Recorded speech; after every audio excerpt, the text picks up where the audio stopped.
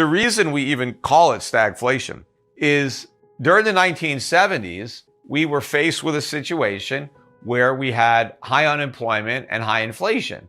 And the economists of the day, Keynesian economists, thought this was impossible. They believed that the only way you would have high inflation is if you had a strong economy with low unemployment.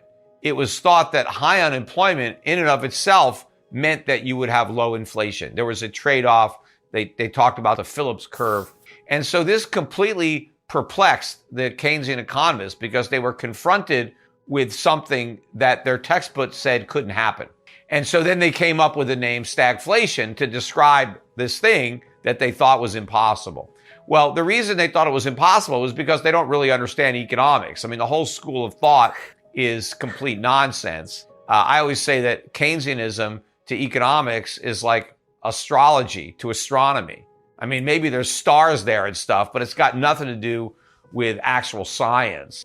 But, you know, historically, normally, it's weak economies that have rising prices. You know, strong economies have lower prices, falling prices. So we've got stagflation, but the reason it's a big problem is because the Keynesian toolbook is very simple. If the economy is weak, you print money to stimulate it, right? If the economy is strong, right, then you withdraw money from circulation. So, and they also do that through interest rates. So weak economy, recession, cut interest rates. Strong economy, inflation, raise interest rates, right?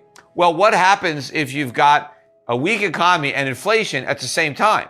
You can't cut and raise interest rates together. You can't have a loose money and a tight monetary policy simultaneously. So the Fed has got to pick its poison, right? Is it going to try to stimulate the economy, or is it going to try to fight inflation? Because it can't do both. Yeah, well, the Fed should not just taper QE, it should halt it right now. Just stop doing it.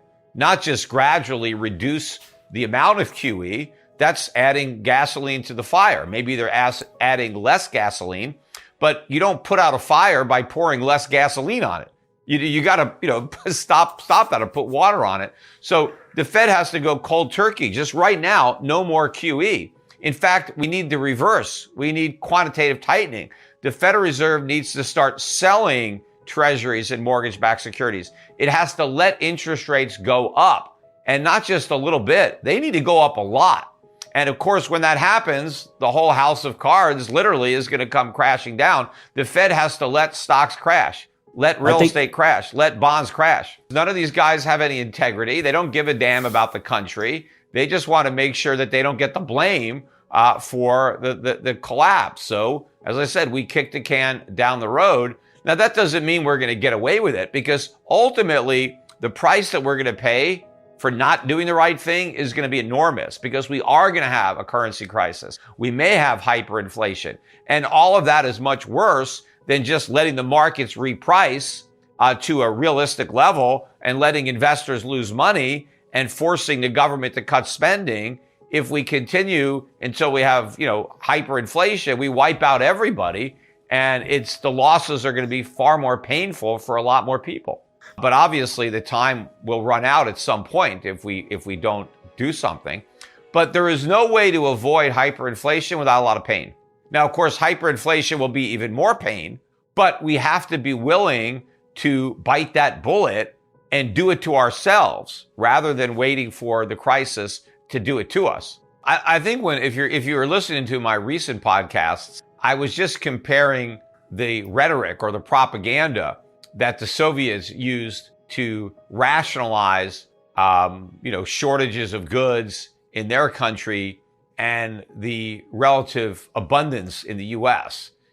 Because back in the 1950s or 1960s, the Soviets would see images of stores in America, supermarkets with all sorts of products on the shelves, But in the Soviet Union, the supermarkets, the shelves were empty. There was nothing there. But the people were being told that, the Soviet Union was, the workers' paradise, and America was where the evil capitalists exploited the workers. And so everybody in America was poor, and all the Soviets had so much more money. And so it was confusing for them when they saw all these products. And the way the Soviet Union spun that is they said, well, that's because Americans are so poor, they can't afford to buy anything. And so the products just sit unsold on the shelves. But in the Soviet Union, the workers have so much money, the minute products are on the shelves, they buy them right away, And then they would say, and the American problem is a very difficult problem because the Americans will never have enough money to buy those products. However, here in the Soviet Union, since we already have so much money, well, eventually there'll be products to buy, but, you've got all the money. And, of course, that all made sense until you really thought about it, because the hard part is producing the products. Anybody can print money, right? And that's what the Soviet Union did. They printed a lot of money, but there were shortages of everything because nobody made anything. And now the U.S. government is trying to tell Americans, oh, the reason prices are going up is because of supply shortages. It's not supply shortages. It's a surplus of money. You just can't print money and give it to people and expect there to be goods to buy. The goods have to be produced. Demand has to come from supply. If you just print money and create demand, you can't get supply. Demand can't create supply. Supply is what creates demand. Just because people want something doesn't mean it's going to magically appear. Stuff has to be produced before you can consume it. Before we continue, help us clicking that YouTube like button and subscribe now to our channel. This shows the algorithm that you valued this information. And it helps us spread that message. Sharing is caring. And now, let's continue. Do you want to know one thing about crypto? I made over 3000% in profit in a few weeks. Fact is, the traditional financial system, the traditional money system makes you poor, not rich.